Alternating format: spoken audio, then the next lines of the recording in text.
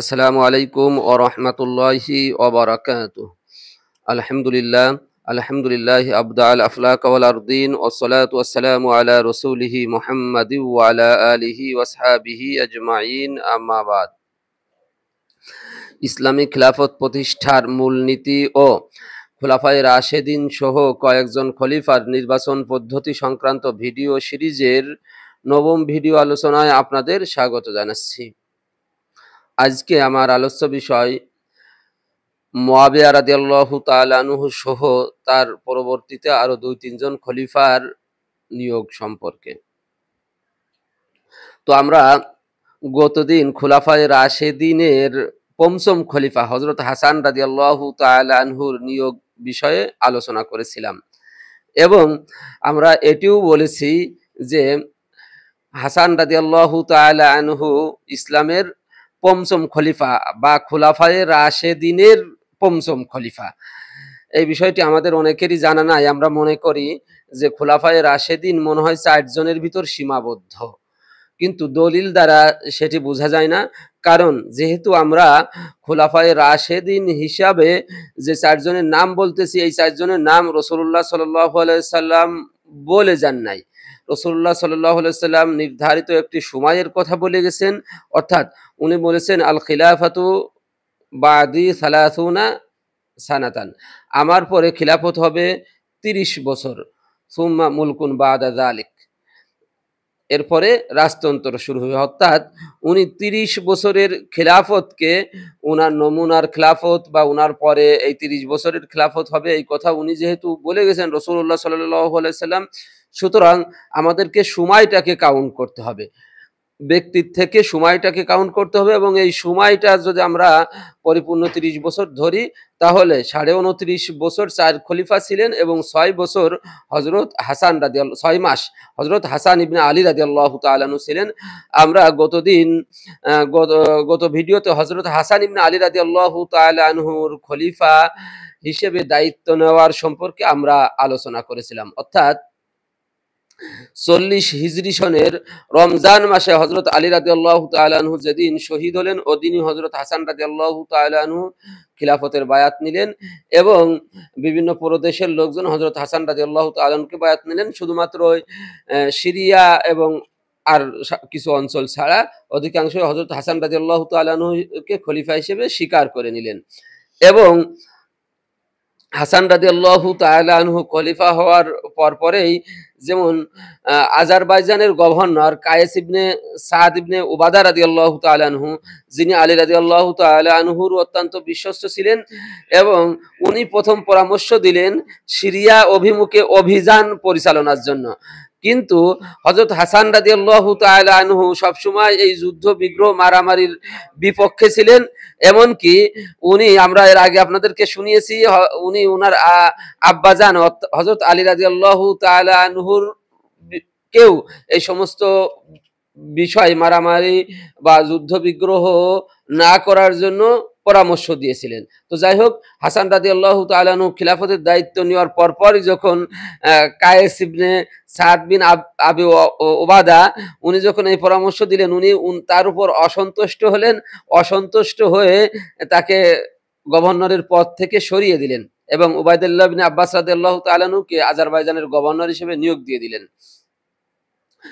কিন্তু শুধু এই কায়েস ইবনে সাদি না, এই কুফা বসরার লোকজন উনাকে এই সিরিয়ায় অভিযান পরিচালনার জন্য তাগিদ দিতে লাগলো। এর জন্য উনি আর তাদের সাথে পেরে উঠলো না। হাসান রাদিয়াল্লাহু তাআলা আনহু সিরিয়া অভিমুখে অভিযান পরিচালনার জন্য প্রস্তুতি নিলেন এবং লোকদেরকে আহ্বান করলেন।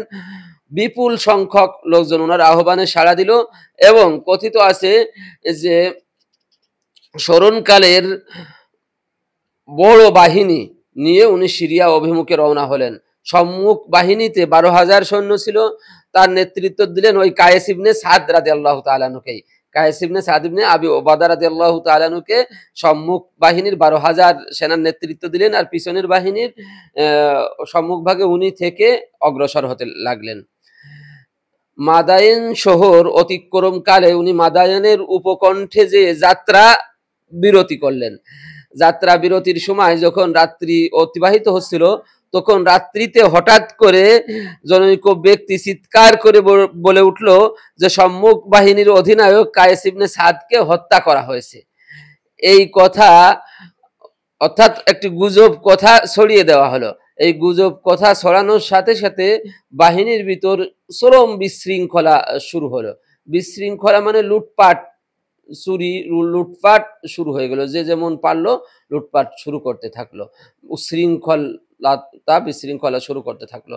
এমনকি হাসান রাদিয়াল্লাহু তাআলা আনহু যে তাঁবুতে ছিলেন, সেই তাঁবুর সরঞ্জাম আদিও লুটপাট করে নিল। এমনকি উনি যে বিছানায় শুয়েছিলেন, সেই বিছানা পর্যন্ত টানা হেঁচড়া শুরু করলো। উনি বিছানা থেকে উঠে উনি ওনার সওয়ারিতে আরোহণ করলেন। তখন এমনকি উনার পিছন থেকে এক ব্যক্তি আক্রমণ করলো এবং বর্ষা দিয়ে আঘাত করলো। উনি অবস্থা খুবই খারাপ দেখে উনি তাৎক্ষণিকভাবে সেই মাদায়েন শহরের গভর্নরের যে বাসভবন, ওখানে যে উনি আশ্রয় নিলেন, নিরাপদে আশ্রয় নিলেন। এবং উনি যেহেতু আগে থেকেই এই সমস্ত যুদ্ধ বিগ্রহের বিপক্ষে ছিলেন, আর এদের এই অবস্থা দেখে উনি এর থেকে উনার মন অত্যন্ত খারাপ হয়ে গেল। উনি আর ওই সিরিয়া অভিমুখে যাওয়ার সিদ্ধান্ত বাদ দিলেন এবং উনি মুয়াবিয়া রাদিয়াল্লাহু তাআলা আনহুকে সমঝোতার প্রস্তাব দিয়ে চিঠি পাঠালেন। এই চিঠি যখন মুয়াবিয়া রাদিয়াল্লাহু তাআলা আনহুর হাতে পৌঁছালো, এতে মুয়াবিয়া রাদিয়াল্লাহু তাআলা আনহু খুশি হলো এবং মুয়াবিয়া রাদিয়াল্লাহু তাআলা আনহু আব্দুল্লাহ ইবনে আমির এবং আব্দুর রহমান ইবনে সামুরা রাদিয়াল্লাহু তাআলা আনহু এই দুইজনের প্রতিনিধি দল হাসান রাদিয়াল্লাহু তাআলা আনহুর কাছে পাঠালেন। এই প্রস্তাব দিয়ে পাঠালেন যে হাসান যে সমঝোতা করতে চায়, হাসান রাদিয়াল্লাহু তাআলা মুয়াবিয়া রাদিয়াল্লাহু তাআলার সাথে, সে এর বিনিময়ে কি চায়, মানে কিসের বিনিময়ে সে সমঝোতা করতে চায়। তখন হাসান রাদিয়াল্লাহু তাআলা আনহু মুয়াবিয়া রাদিয়াল্লাহু তাআলা আনহুর প্রতিনিধিদেরকে জানালেন, তিনটি শর্ত দিলেন সমঝোতার জন্য। তিনটি শর্ত দিলেন, যে তিনটি শর্তের ভিতর একটি শর্ত হলো যে উনি খিলাফতের দাবি ত্যাগ করবেন এবং খিলাফতের পদ থেকে পদত্যাগ করে মুয়াবিয়া রাদিয়াল্লাহু তাআলা আনহুর কাছে বায়াত নিবেন। এর শর্ত হলো, একটি শর্ত যে কুফার রাজকোষে যে আছে, ধন সম্পদ আছে, তার থেকে তাকে 50,000 দিরহাম দিতে হবে। আবার কোনো মতে 50 লক্ষ দিরহামের কথাও এসেছে। আর দ্বিতীয় আরেকটি শর্ত দিলেন, আর একটা অঞ্চল, আর বাজান এই নামীয় একটা অঞ্চল, ওই অঞ্চলের খাজনা আদায়ের দায়িত্ব হাসান রাদিয়াল্লাহু তাআলা আনহুর কাছে থাকবে। এবং তৃতীয় যে শর্তটি দিলেন যে উনার কানে, হযরত আলী রাদিয়াল্লাহু তাআলা আনহুর নামে কোনো কটূক্তি যেন হাসান রাদিয়াল্লাহু তাআলা আনহুর কানে কখনোই না আসে, এইটা মুয়াবিয়া রাদিয়াল্লাহু তাআলা আনহু নিশ্চিত করবে। এই তিনটি শর্ত দিলেন হাসান ইবনে আলী রাদিয়াল্লাহু তাআলা আনহু। এই তিনটি শর্ত নিয়ে তারা আবার মুয়াবিয়া রাদিয়াল্লাহু তাআলা আনহুর কাছে ফিরে গেল। মুয়াবিয়া রাদিয়াল্লাহু তাআলা আনহু হাসান রাদিয়াল্লাহু তাআলা আনহু যে খিলাফত থেকে অব্যাহতি নিতে একমত হয়েছেন, এতেই উনি খুশি হলেন। শর্ত যা দেয় দিক, তাতে ওনার কোনো আপত্তি ছিল না।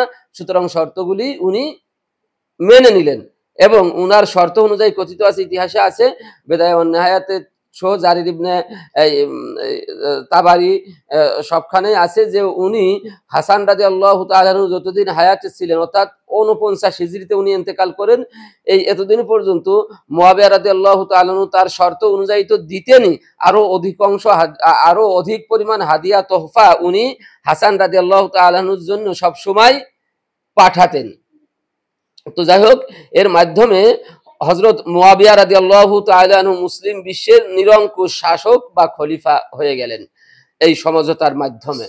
খলিফা হওয়ার পরে কুফা, বসরা সব অঞ্চলের লোকজন কি মুয়াবিয়া রাদিয়াল্লাহু তাআলা আনহুর বায়াত নিল এবং বলতে গেলে একরকম দীর্ঘদিন পরে মুসলিম বিশ্ব কিছুটা শান্ত হলো, আর কোনো বিরোধিতা থাকলো না।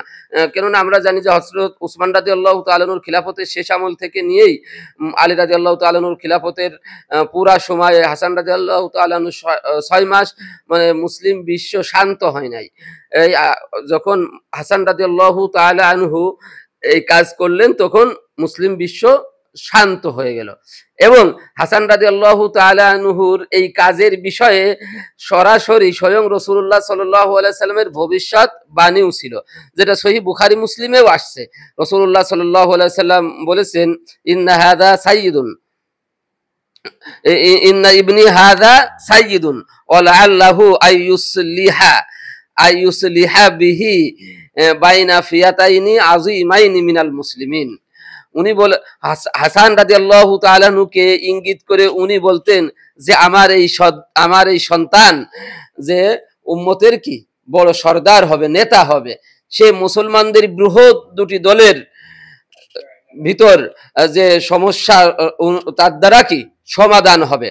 অর্থাৎ যে সমস্যা উসমান রাদিয়াল্লাহু তাআলা আনহু সময় থেকে চলে আসতেছিল, সেই সমস্যা এই হাসান রাদিয়াল্লাহু তাআলা আনহু যে মুয়াবিয়া রাদিয়াল্লাহু তাআলা আনহুর সাথে সমঝোতা করলেন, অর্থাৎ ওনার আত্মত্যাগের মাধ্যমে এই সমস্যার সমাধান হলো। অর্থাৎ এর দ্বারা রাসূলুল্লাহ সাল্লাল্লাহু আলাইহি সাল্লামের কথাগুলি দালাইলুন নবুওয়াতেও আসছে যে রাসূলুল্লাহ সাল্লাল্লাহু আলাইহি সাল্লামের নবী হওয়ার এগুলিও একটা প্রমাণ যে কত আগে উনি যে ভবিষ্যৎবাণী করে গিয়েছিলেন, সেই ভবিষ্যৎবাণী হাসান রাদিয়াল্লাহু তাআলা আনহুর মাধ্যমে বাস্তবায়িত হলো। এই ভবিষ্যৎবাণী উনি রাসূলুল্লাহ সাল্লাল্লাহু আলাইহি ওয়াসাল্লাম অনেক আগেই করেছিলেন। এই গেল হযরত মুয়াবিয়া রাদিয়াল্লাহু তাআলা আনহুর খিলাফতের দায়িত্ব গ্রহণ সম্পর্কে। মুয়াবিয়া রাদিয়াল্লাহু তাআলা আনহু সম্পর্কে একটু বলা দরকার, এই কারণে ইতিহাসে মুয়াবিয়া রাদিয়াল্লাহু তাআলা আনহু সম্পর্কে অনেক নেগেটিভ কথাবার্তা আছে, কিন্তু হাদিস থেকে আমরা এবং গ্রহণযোগ্য ইতিহাস থেকে আমরা যেগুলি পাই, স্বয়ং হাদিসে মুয়াবিয়া রাদিয়াল্লাহু তাআলা আনহুর প্রশংসা সূচক অনেক কথা আছে, যে রাসূলুল্লাহ সাল্লাল্লাহু আলাইহি সাল্লামের পক্ষ থেকে আছে, আবু বকর রাদিয়াল্লাহু তাআলা আনহুর পক্ষ থেকে আছে, উমর ইবনুল খাত্তাব রাদিয়াল্লাহু তাআলা আনহুর পক্ষ থেকে আছে, আর উসমান রাদিয়াল্লাহু তাআলা আনহুর পক্ষ থেকে তো আছেই। এই জন্য যে আমরা, এবং উনি কাতেবে ওহী ছিলেন, এবং উনি ৮ম হিজরিতে ইসলাম গ্রহণ করেছিলেন। তো সুতরাং উনি অবশ্যই মর্যাদাপূর্ণ সাহাবীদের ভিতরেই একজন ছিলেন।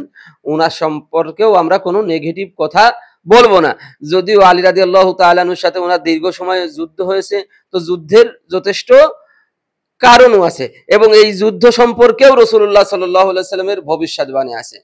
রাসূলুল্লাহ সাল্লাল্লাহু আলাইহি সাল্লাম, যেটাও বুখারীতেই আছে, রাসূলুল্লাহ সাল্লাল্লাহু আলাইহি সাল্লাম বলেছিলেন যে এই ইসলাম ত্যাগী, এই খারিজীদেরকে রাসূলুল্লাহ সাল্লাল্লাহু আলাইহি সাল্লাম ইসলাম ত্যাগী বলেছেন, যে আমার উম্মতের ইসলাম ত্যাগী একদল লোক মানে যুদ্ধ করবে, এবং তাদেরকে ইসলামের বেশি নিকটবর্তী একটা পক্ষ তাদেরকে নির্মূল করবে। অর্থাৎ স্বয়ং রাসূলুল্লাহ সাল্লাল্লাহু আলাইহি ওয়াসাল্লামের পক্ষ থেকে যে মুয়াবিয়া এবং আলী রাদিয়াল্লাহু তাআলা আনহুর মধ্যে যে যুদ্ধ হয়েছে, এই যুদ্ধকে আলী রাদিয়াল্লাহু তাআলা আনহুকে ইসলামের বেশি নিকটবর্তী বলা হয়েছে। অর্থাৎ মুয়াবিয়া রাদিয়াল্লাহু তাআলা আনহু ইসলামের নিকটবর্তী, কিন্তু আলী রাদিয়াল্লাহু তাআলা আনহু বেশি নিকটবর্তী। এবং উনারও কিছু যুক্তি অবশ্যই ছিল। উনাকে যখন অনেক সাহাবায়ে কেরামগণ জিজ্ঞাসা করেছিলেন, তখন উনি কোরআনের একটা আয়াত দিয়ে বলেছেন, যে সূরা ইসরার বনী ইসরাঈলের 33 নম্বর আয়াত, বিসমিল্লাহির রহমানির রহিম, ওয়ামান কুতিলা মাজলুমান ফাকাদ জাআলনা লিওয়ালিহি সুলতানান। আল্লাহ তাআলা বলেছেন যে কেউ যদি অন্যায়ভাবে নিহত হয়, ওয়ামান কুতিলা মাজলুমান ফাকাদ জাআলনা লিওয়ালিহি, তো আল্লাহ তাআলা তাদের উত্তরাধিকারীদেরকে এই অধিকার দিয়েছেন যেন তারা এর প্রতিকার গ্রহণ করে। তো মুয়াবিয়া রাদিয়াল্লাহু তাআলা আনহু যেহেতু উসমান রাদিয়াল্লাহু তাআলা আনহুর আপন চাচাতো ভাই ছিলেন, এবং উসমান রাদিয়াল্লাহু তাআলা আনহু অন্যায়ভাবে নিহত হয়েছিলেন, এটা তো অবশ্যই কোনো সন্দেহ নাই। এই উনি উনার দৃষ্টিতে, উনার যুক্তিতে মানে উনি ঠিক অবস্থানেই ছিলেন। আবার আলী রাদিয়াল্লাহু তাআলা আনহু তার যুক্তিতে, তার দলিলে ঠিক অবস্থানেই ছিলেন। তবে আমরা এইটা ধরে নেব যে আলী রাদিয়াল্লাহু তাআলা আনহু সত্যের অধিক নিকটবর্তী ছিলেন, এবং মুয়াবিয়া রাদিয়াল্লাহু তাআলা আনহু সত্যের নিকটবর্তী ছিলেন। যেহেতু তারা সবাই সাহাবী, আমরা কারোর সম্বন্ধে ভুল ধারণা পোষণ করব না। এইটাই হচ্ছে আমাদের কথা। এখানে আমরা আজকে এই ভিডিও আলোচনা, আমি আজকে এই সিরিজটা শেষ করে আনতে চাচ্ছি। এই জন্য আরো কিছু, তো মুয়াবিয়া রাদিয়াল্লাহু তাআলা আনহু তো খলিফা হয়ে গেলেন, খলিফা এটার ঘটনা ছিল 40 হিজরি সনের ঘটনা, 40 হিজরি সনের রবিউল আউয়াল মাসের ঘটনা। ওই যে আমরা বলেছি যে 30 বছরের শাসনকাল, আবু বকর রাদিয়াল্লাহু তাআলা আনহু 11 হিজরি রবিউল আউয়াল মাসে খলিফা হয়েছিলেন, আর মুয়াবিয়া হাসান ইবনে আবু তালিব রাদিয়াল্লাহু তাআলা আনহু আবার সেই 40 হিজরি সনের রবিউল আউয়াল মাসে খিলাফতের দায়িত্ব ত্যাগ করলেন। অর্থাৎ এই হচ্ছে পুরা মানে 30 বছর পূর্ণ হলো 41 হিজরি সনের রবিউল আউয়াল মাসে উনি খিলাফতের দায়িত্ব অর্পণ করলেন মুয়াবিয়া রাদিয়াল্লাহু তাআলা আনহুর প্রতি, আর এর মাধ্যমেই পরিপূর্ণ 30 বছর হলো। আর এর দ্বারাই কি বোঝা গেল, এবং এই হাদিসটিও দালাইলুন নবুয়াতে এসেছে, এবং এটাও ইমাম বাইহাকি বলেছেন রাসূলুল্লাহ সাল্লাল্লাহু আলাইহি ওয়াসাল্লাম নবী হওয়ার একটা বড় প্রমাণ এটিও একটি, কারণ উনি ওনার ইন্তেকালেরও আগে বলে গেছেন যে আমার পরে 30 বছর খিলাফত ব্যবস্থা থাকবে। তাই হাসান রাদিয়াল্লাহু তাআলা আনহু পর্যন্ত পরিপূর্ণ 30 বছরই হয়েছে, আর মুয়াবিয়া রাদিয়াল্লাহু তাআলা আনহু থেকে রাজতন্ত্রের সূচনা হয়েছে। তো যাই হোক, মুয়াবিয়া রাদিয়াল্লাহু তাআলা আনহু থেকে রাজতন্ত্রের সূচনা কেন হয়েছে সেটিও আমাদের জানতে হবে। মুয়াবিয়া রাদিয়াল্লাহু তাআলা আনহু খলিফা হওয়ার পরে মুসলিম বিশ্ব একটু শান্ত হলো, আর শান্ত হওয়ার কারণে মুয়াবিয়া রাদিয়াল্লাহু তাআলা আনহুর সময় অনেক অঞ্চল বিজিতও হয়। যেমন রোমে উনি বারবার অভিযান পরিচালনা করেন, কনস্টান্টিনোপল উনি বিজয় করেন। তো এইভাবে, এবং মুয়াবিয়া রাদিয়াল্লাহু তাআলা আনহু যখন আবার উনি বৃদ্ধ হয়ে গেলেন, তখন আবার বিশেষজ্ঞ সাহাবীদের ভিতর থেকে অনেকে, যেমন মুগিরা বিন শুবা এরকম, অনেকে বললেন, আমর ইবনুল আস রাদিয়াল্লাহু তাআলা ছিলেন, অনেকে বললেন যে আমিরুল মুমিনিন, আপনি আপনার পরবর্তী খলিফা নির্বাচন করে যান, কারণ আমরা তো দেখেছি যে এই উসমান রাদিয়াল্লাহু তাআলা আনহুর শহীদ হওয়া থেকে নিয়ে আপনার আগ পর্যন্ত মুসলিম বিশ্ব অশান্ত ছিল, মারামারি কাটাকাটিতে লিপ্ত ছিল সবসময় পরস্পরের বিরুদ্ধে। তা আপনি খলিফা হওয়ার পরে এই বিষয়টি সমাধান হয়েছে, তো আপনি যদি আবার আমাদেরকে এইভাবে ছেড়ে যান তো হয়তো আবার এরকম মারামারি কাটাকাটি শুরু হবে। তো আপনি একজনকে খলিফা নির্বাচন করে দেন, এবং তারাই ইয়াজিদের বিষয়ে পরামর্শ দিল, এবং জোরালো পরামর্শই দিল, অনেকেই পরামর্শ দিল। তো এই জন্য মুয়াবিয়া রাদিয়াল্লাহু তাআলা আনহু উনি হায়াতে থাকতেই ইয়াজিদের বিষয়ে বিভিন্ন প্রদেশের গভর্নরদের থেকে বায়াত নিল, এবং ম্যাক্সিমাম প্রদেশের গভর্নররা কি ইয়াজিদের প্রতি আনুগত্য স্বীকার করে নিল, বায়াতে স্বীকারোক্তি দিল। এবং উনি মক্কা মদিনাতে যে সমস্ত সিনিয়র সাহাবী ছিলেন তাদের কাছ থেকেও কি বায়াত নিলেন। এর ভিতর থেকে ম্যাক্সিমাম বায়াতে রাজি হলো, কিন্তু কয়েকজন সাহাবী হাতে গোনা, যেমন আব্দুল্লাহ ইবনে জুবাইর রাদিয়াল্লাহু তাআলা আনহু, হুসাইন রাদিয়াল্লাহু তাআলা আনহু, আব্দুল্লাহ ইবনে উমর, আব্দুল্লাহ ইবনে আব্বাস, এই কয়েকজন প্রথমত বায়াত নিল না, কিন্তু দ্বিতীয়ত কিছু পরেই আব্দুল্লাহ ইবনে আব্বাস এবং আব্দুল্লাহ ইবনে উমর রাদিয়াল্লাহু তাআলা আনহু বায়াত নিলেন, মানে বায়াতে স্বীকারোক্তি দিয়ে দিলেন। কিন্তু আব্দুল্লাহ ইবনে জুবাইর আর হুসাইন রাদিয়াল্লাহু তাআলা আনহু বড় মোটা দাগে এই দুইজনে কি বাকি থাকলো। তো যাই হোক, হযরত মুয়াবিয়া রাদিয়াল্লাহু তাআলা আনহু ইন্তেকালের পরে এই স্বাভাবিকভাবেই কি ইয়াজিদ হয়ে গেল, খলিফা হয়ে গেল, মুসলিম বিশ্বের খলিফা হয়ে গেল। যেহেতু আব্দুল্লাহ ইবনে জুবাইর বায়াত নেয় নাই, আর হুসাইন রাদিয়াল্লাহু তাআলা আনহু বায়াত নেয় নাই, এবং কুফা থেকে লোকজন হুসাইন রাদিয়াল্লাহু তাআলা আনহুর কাছে চিঠি লেখা শুরু করলো। অনেক বিস্তর ঘটনা, যেটা আবার ওই যে ইসে যাওয়া লাগবে কারবালা, সোহাদায়ে কারবালার ঘটনায় আমরা আজকে আর সেদিকে যাব না। এটা আমরা আশুরাতে হয়তো এই বিষয় নিয়ে আলাদা ভিডিও তৈরি করব আশুরার সময়। এই জন্য যাই হোক, আব্দুল্লাহ ইবনে জুবাইর আর হুসাইন রাদিয়াল্লাহু তাআলা আনহু বাদে সবাই মোটামুটি বায়াত নিলেন। বায়াত নিলে উনি মুসলিম বিশ্বের খলিফা হলেন। এই আব্দুল্লাহ ইবনে জুবাইর বায়াত না নেওয়ার কারণে উনি মক্কাতে কিছু বিশৃঙ্খলা তৈরি করলেন, আর হুসাইন রাদিয়াল্লাহু তাআলা আনহুর কারণে কুফাতেও কিছু বিশৃঙ্খলা হলো। আমরা কাউকে দোষারোপ করতেছি না, কারণ ইনারা দুইজনই সাহাবী ছিলেন, কিন্তু ইয়াজিদ সাহাবী ছিল না। এই কারণে আমরা সাহাবীদেরকে দোষারোপ করব না, কিন্তু বাস্তবতা হচ্ছে বিশৃঙ্খলা তৈরি হয়েছে, এইটাই আমরা যেটা সত্য সেটা বলছি। এবং এই যে ওনাদের কারণে যে বিশৃঙ্খলা তৈরি হলো, এই কারণে অন্য যিনারা সিনিয়র সাহাবী ছিলেন, এই জন্য তিনারা ওনাদের দুইজনের উপর খুবই বিরক্ত ছিলেন, যেমন আব্দুল্লাহ ইবনে উমর, আব্দুল্লাহ ইবনে আব্বাস রাদিয়াল্লাহু তাআলা আনহুমা, ইনারা বিরক্ত ছিলেন, যেটা ইতিহাস থেকে স্পষ্টতর বোঝা যায়। তো যাই হোক, এই যে মক্কা কুফায় কিছু বিশৃঙ্খলা সহ ইয়াজিদের খিলাফত কাল চলতে থাকলো। উনি 64 হিজরি সনের দিকে ইয়াজিদ কিছুটা অসুস্থ হয়ে হঠাৎ মারা গেল। ইয়াজিদ যখন মারা গেল, ইয়াজিদের ছেলেদের ভিতর থেকে আরেকজনের নাম মুয়াবিয়া ইবনে ইয়াজিদ ইবনে মুয়াবিয়া, তার বড় ছেলে। আরেক ছেলের নাম খালিদ। এই ইয়াজিদের ছেলেরা আবার খুবই পরহেজগার এবং ভালো ছিল। যেমন যে বড় ছেলে যেটা ইয়াজিদ কি মুয়াবিয়া ইবনে ইয়াজিদ ইবনে মুয়াবিয়া, তার নাম মুয়াবিয়া মানে দাদার নামে নাম। এ খুব মানে বুজুর্গ ব্যক্তি ছিল, আল্লাহওয়ালা ব্যক্তি ছিল, ইবাদত বন্দেগি নিয়ে থাকতো। কিন্তু বড় ছেলে হিসেবে একেই মানুষ খলিফা বানালো। কিন্তু এ করলো কি, একটি বিষয় এইটা জানতো যে এই খিলাফত নিয়ে তার বাবা, তার দাদা, এদের সাথে রাসূলুল্লাহ সাল্লাল্লাহু আলাইহি ওয়াসাল্লাম বংশধর আলী, হাসান, হুসাইন এদের সাথে অনেক ঝুট ঝামেলা হয়েছে। এগুলোও সে পছন্দ করতো না। এই জন্য সে খিলাফতের দায়িত্ব পালনই করতে চাইল না, এবং সে আর জনসম্মুখে আসতো না, ঘরের ভিতরেই থাকতো। এবং সেও হঠাৎ করে এই 1 মাস বা 40 দিন বা 45 দিন এর ভিতরেই কি সে মারা গেল। সে মারা যাওয়ার পরে এই আব্দুল্লাহ বিন জুবাইর মক্কাতে যে সে মক্কাটা দখল করে নিল, এবং মক্কা সহ হেজাজ অঞ্চলের বেশ কিছু অঞ্চল তার এসে গেল।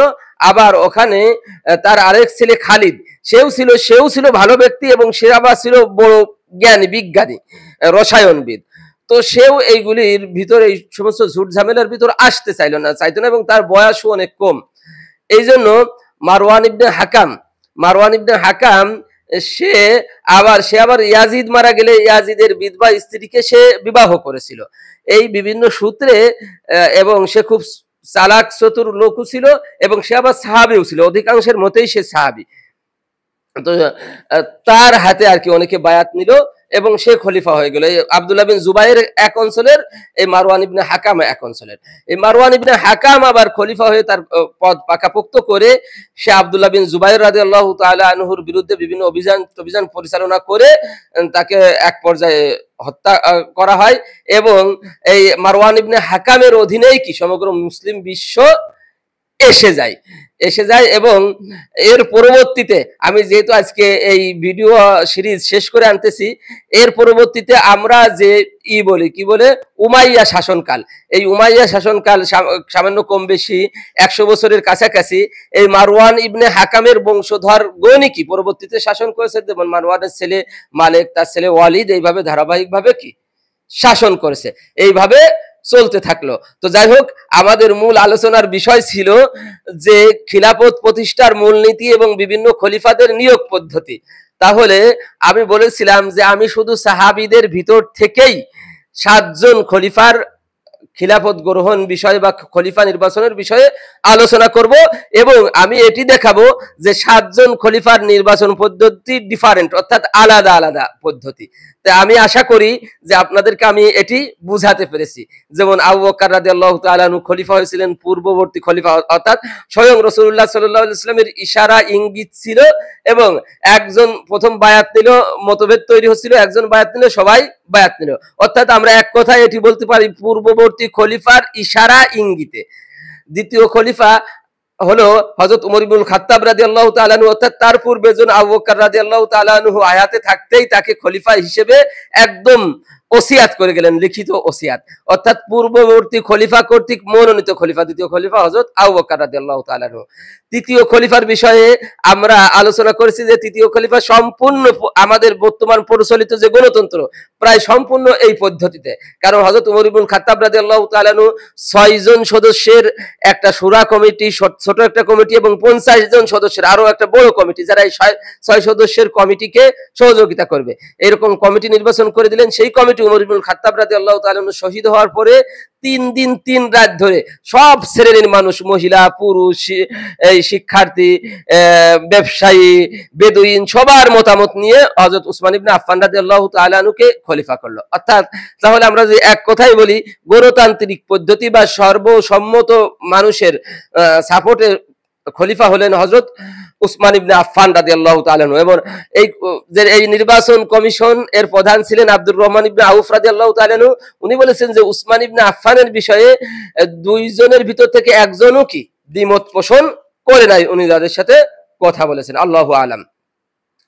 এরপরে তো আমরা চতুর্থ খলিফা হযরত উসমান রাদিয়াল্লাহু তাআলা আনহু শহীদ হয়ে যাওয়ার পরে চতুর্থ খলিফা কিভাবে নির্বাচিত হলো আমরা জানি। কিছু মানুষ জোর করে আলী রাদিয়াল্লাহু তাআলা আনহুর কাছে বায়াত নিলেন এবং পরবর্তীতে স্বেচ্ছায় আরো অনেক লোক বায়াত নিলেন, আলী রাদিয়াল্লাহু তাআলা আনহু খলিফা হলেন। এটা আমরা বলতে পারি এক কথায় যে পূর্বের খলিফা শহীদ হয়ে যাওয়ার কারণে মানে জোরপূর্বক কিছু মানুষ তাকে খিলাফতের বায়াত নিলেন এবং স্বাভাবিকভাবে তারপরে তিনি খলিফা হলেন। তারপরে তো আমরা হাসান রাদিয়াল্লাহু তাআলা আনহুর বিষয়েও জানলাম যে উনি ইন্তেকালের পরে হাসান রাদিয়াল্লাহু তাআলা আনহু স্বাভাবিকভাবেই কিছু মানুষ বায়াত নিলেন, উনি খলিফা হয়ে গেলেন। এবং মুয়াবিয়া রাদিয়াল্লাহু তাআলা আনহু তো পূর্বের খলিফা, অর্থাৎ হাসান রাদিয়াল্লাহু তাআলা আনহু উনার উপর খিলাফতে উনি হায়াতে থাকাকালীনই মানে ঝামেলা মিটানোর জন্য, মুসলমানদের বিবাদ মিটানোর জন্য তাকে খিলাফতের দায়িত্ব অর্পণ করে দিলেন। তাহলে উনি অন্যের কাছ থেকে অর্পিত দায়িত্ব প্রাপ্ত খলিফা হলেন। এরপরে এসে যে যৌথভাবে আব্দুল্লাহ বিন জুবাইর, যেহেতু সাহাবী আমরা তার নামও বাদ দেব না, এককভাবে যদি বলতে হয় ইয়াজিদের পরে তো কিছুদিন ইয়াজিদের ছেলে থাকলো, ওই সামান্য কয়েকদিন মুয়াবিয়া ইবনে ইয়াজিদ, তারপরে তো ওই মারওয়ান ইবনে হাকাম এবং আব্দুল্লাহ বিন জুবাইর যৌথভাবে কিছুদিন ছিলেন এবং মারওয়ান ইবনে হাকামই কি এককভাবে খলিফা হয়ে গেলেন। এবং আমি বলেছি যে মারওয়ান ইবনে হাকামও যেহেতু সাহাবী ছিল, মাঝখানে ইয়াজিদ আর ইয়াজিদের ছেলে গেছে, তারপরে আবার সাহাবী আসছে, ওই সময় দুইজনই সাহাবী, যে আব্দুল্লাহ বিন জুবাইরও সাহাবী এবং মারওয়ান ইবনে হাকামও সাহাবী। এই জন্য আমি বলেছি যে 7 জন এমনকি 8 জনও বলা যায় যদি আমরা আব্দুল্লাহ বিন জুবাইর রাদিয়াল্লাহু তাআলা আনহুকে ধরি গণনায়। তাহলে এই যে 7-8 জন খলিফা ছিলেন, প্রায় সবার নিয়োগ পদ্ধতি ডিফারেন্ট। আমি এটি এই জন্য বলেছি যে খলিফা কিভাবে নিয়োগ হবে তা আল্লাহ তাআলাও নির্ধারণ করে দেন নাই, রাসূলুল্লাহ সাল্লাল্লাহু আলাইহি সাল্লামও নির্ধারণ করে দেন নাই। যেভাবেই খলিফা নির্বাচিত হোক না কেন সাহাবীগণ বা মুসলমানগণ তাদের আনুগত্য করতেন।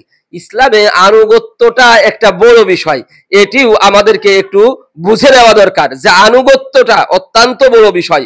আতিউল্লাহ ওয়া আতিউর রাসূল ওয়া উলিল আমরি মিনকুম, আল্লাহ তাআলা পবিত্র কোরআনে এই কথা কয়েক জায়গায় বলেছেন যে এই কথার অর্থ তোমরা আনুগত্য করো, ইত্তেবা করো আল্লাহকে, আল্লাহর রাসূলকে এবং তোমাদের ভিতর যে সর্বোচ্চ ক্ষমতাশীল অর্থাৎ সর্বোচ্চ আদেশদাতা অর্থাৎ শাসক।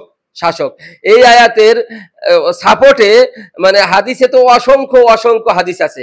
আমি এই সমস্ত হাদিস আপনাদের সুনির্দিষ্টভাবে বলতেছি না, শুধু অধ্যায়ের নামগুলো বলে দিই যে সহিহ বুখারীর কিতাবুল আহকাম, সহিহ বুখারীর কিতাবুল ফিতান, সহিহ মুসলিমের কিতাবুল ইমারাত, ডজন হাদিস আছে যে শাসকদেরকে ইত্তেবা অবশ্যই করতে হবে। শাসকরা পাপিষ্ট হলেও করতে হবে, শাসকরা জালেম হলেও করতে হবে। শুধু শাসকরা যদি কাউকে ইন্ডিভিজুয়াল কাউকে ব্যক্তি বিশেষ কাউকে পাপের কাজের অর্ডার দেয়, সেই পাপের কাজের ক্ষেত্রে শুধু আনুগত্য নাই, আর সর্বক্ষেত্রে আনুগত্য করতে হবে। এমনকি পৃথিবীর ইতিহাসে সব থেকে বড় একজন আকিদার ইমাম, আমরা যাকে ইমাম তহাবি বলি, আকিদাতুত তহাবি নামে উনি একটি আকিদার গ্রন্থ লিখেছেন যেটি সর্বশ্রেণীর মুসলমানদের কাছে গ্রহণযোগ্য। এই মাযহাবি লা মাযহাবি সবার কাছেই কি গ্রহণযোগ্য। ওই কিতাবের ভিতরে উনি আতিউল্লাহ আতিউর রাসূল ওয়া উলিল আমরি মিনকুম আয়াতের হুকুম হিসেবে উনি বলেছেন যে আল্লাহ তাআলাকে যে ইত্তেবা করা, রাসূলকে ইত্তেবা করা যেমন ফরজ, শাসকদেরও ইত্তেবা করা একই রকম খুব ফরজ, যদি তিনি পাপের কাজের অর্ডার না দেন। এই কথা শুধু উনি বলেন নাই, আমি বললাম এই কথার সাপোর্টে ডজন হাদিস আছে সহিহ বুখারী এবং মুসলিমে, কিন্তু আমরা অনেকে কি এটা বুঝতে চাই না। আর আমাদের কাছে আরেকটা জিনিস ক্লিয়ার হতে হবে, এই যে আমরা খুলাফায়ে রাশেদিন সহ বিশেষ করে আমরা যদি খুলাফায়ে রাশেদিনের 30 বছরের কথাও বলি, এই যে উসমান রাদিয়াল্লাহু তাআলা আনহু সময়, আলী রাদিয়াল্লাহু তাআলা আনহু সময় যে মারামারি কাটাকাটিতে যে লিপ্ত, এগুলি ঘটিয়েছে কারা? এইগুলি ঘটিয়েছে একদল, মুসলমানদেরই একদল। সেই দল কারা? তাদেরকে ইতিহাসে খারেজি বলা হয়েছে, হাদিসে ইতিহাসে তাদের খারেজি, এবং তাদের আরেকটি নাম কুররা, অর্থাৎ তারা আলেম সম্প্রদায়, উগ্র আলেম সম্প্রদায়। এবং এইগুলি থেকে বুঝতে গেলে আরেকটি জিনিস আমরা এক কথায়, সহজ কথায়, এইটি এটা আমার বানানো পরিভাষা বলতে পারেন, কোথাও আছে কিনা আমি জানি না। একটা হচ্ছে খারেজিয়াত আর একটা হচ্ছে সাহাবিয়াত। খারেজিয়াত একটা, সাহাবিয়াত একটা। সাহাবিয়াত হচ্ছে সহনশীলতার নাম। যখন উসমান রাদিয়াল্লাহু তাআলা আনহুর বিরুদ্ধে এইগুলো শুরু হয়েছে, তখন মুসলমানদের ভিতর বড় বড় সাহাবী যারা, তাদের অধিকাংশ পর্যন্ত মনে করছে যে ফিতনা ফাসাদ শুরু হয়ে গেছে, আমরা কি এর ভিতর নাই।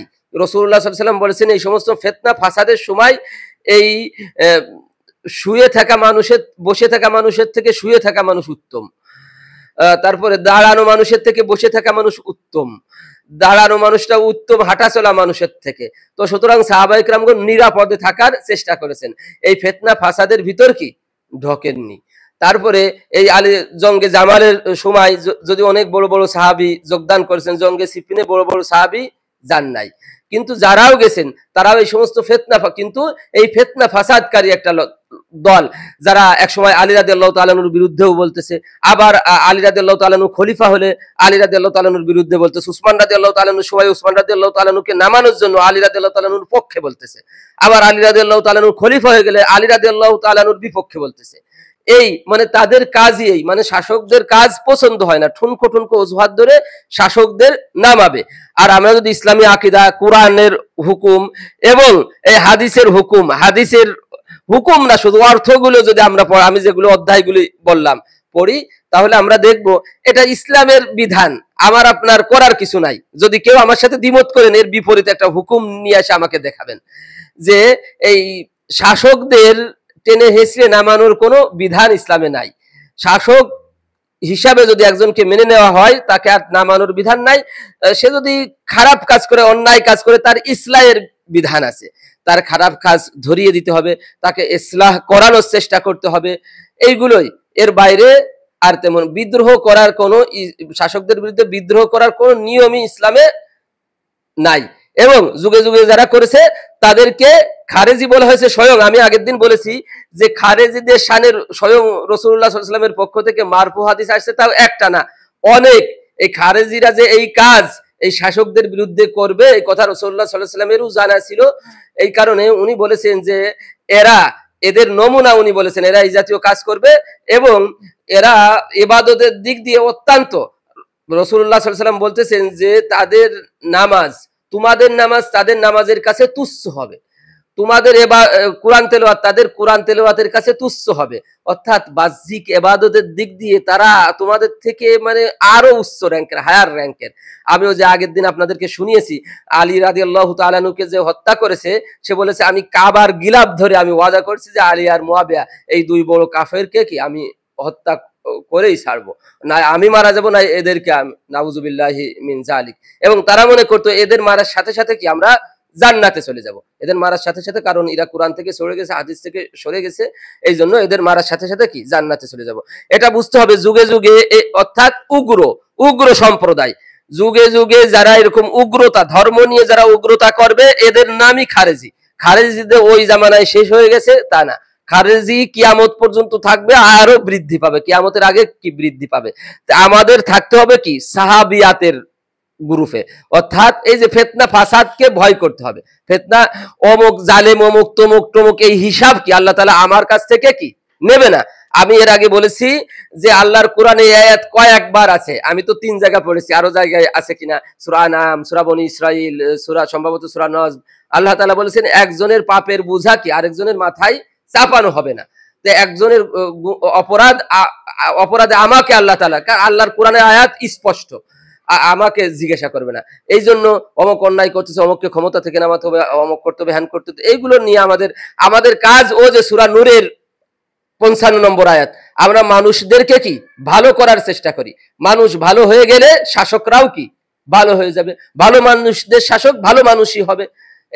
এই জন্যই আল্লাহ তাআলা বলেছেন যে কি তোমরা যদি ভালো হও, ইমানদার এবং নেককার হও, আল্লাহ তাআলা তোমাদের জন্য কি করে দেবেন, অবশ্যই খিলাফত দিয়ে দেবেন এবং তোমাদের জন্য তোমাদের দিন কি জমিনের বুকে প্রতিষ্ঠিত করে দেবেন। যে অঙ্গীকার উনি দিয়েছেন, সে অঙ্গীকার উনি কখনোই কি ভঙ্গ করবে না। আল্লাহ তাআলা আমাদেরকে তৌফিক দান করেন। এই পর্যন্ত এই ভিডিওতে 9টি ভিডিওতে আমি যে সমস্ত বিষয় আলোচনা করলাম, আমি ইতিহাসের যে বিষয়গুলি আমি বলেছি সেগুলি তো আমি বলেছি আল্লাহু আলাম, সত্য মিথ্যা আল্লাহই জানেন। এগুলো বিশ্বাস করলেও কিছু না, না বিশ্বাস করলেও কিছু না। কিন্তু কোরআন যেগুলো বলেছি সেগুলো তো অবশ্যই কি আমাদের বিশ্বাস করতে হবে। আল্লাহ তাআলা আমাদেরকে এই বিশ্বাসের করে আমল করা তৌফিক দান করেন। এবং আমি আবারও বলছি, সর্বশেষ সব সাহাবীদের সম্পর্কেই আমরা ভালো ধারণা রাখবো। সাহাবীদের কোনো ভুল ভ্রান্তি থাকলেও আল্লাহ তাআলা মাফ করে দিয়েছেন, সুতরাং আমরা তাদের সম্বন্ধে কোনো খারাপ ধারণা রাখবো না।